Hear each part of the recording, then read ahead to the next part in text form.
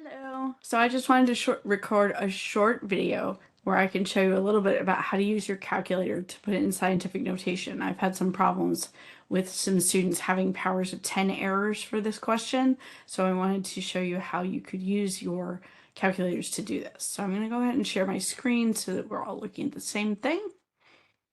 So here I have this question on the test, and it asks you how many molecules of ethane, C2H6, are present in 0.686 grams of C2H6.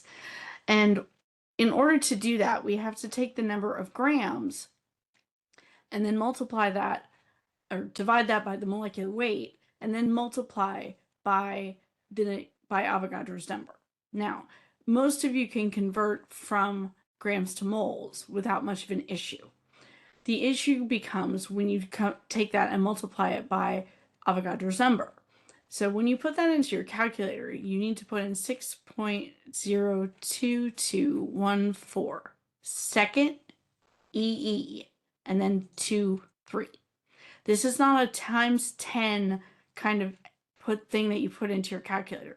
It has to be put in this way to be in scientific notation appropriately. So then you're going to multiply this by the 0.686, and then you're going to divide this by 30.07, which is what I calculated for the molecular weight for ethane. So 2 times the 12.011 for carbon and 6 times the 1.008 for hydrogen. So that should, oh, wait, what the heck? Sorry, give me a second. Oh, I put that in wrong. Oops. So again, let's start with the 0.686. 0.686. We'll divide that by the, yeah, and then 30.07 to turn that into moles.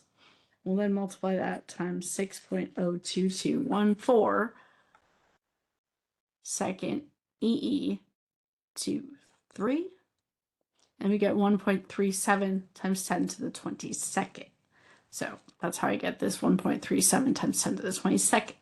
So that is how we end up with that number. Now, again, if you're getting times 10 to the 24th, 10 to the 23rd, that's because you have a power of 10 error. And that's usually because what you've done is put in 6.02214 times 10 and then exponent to 3, which is not how you enter scientific notation on your calculator. So make sure you make a note of that moving forward. Okay? Thanks, guys.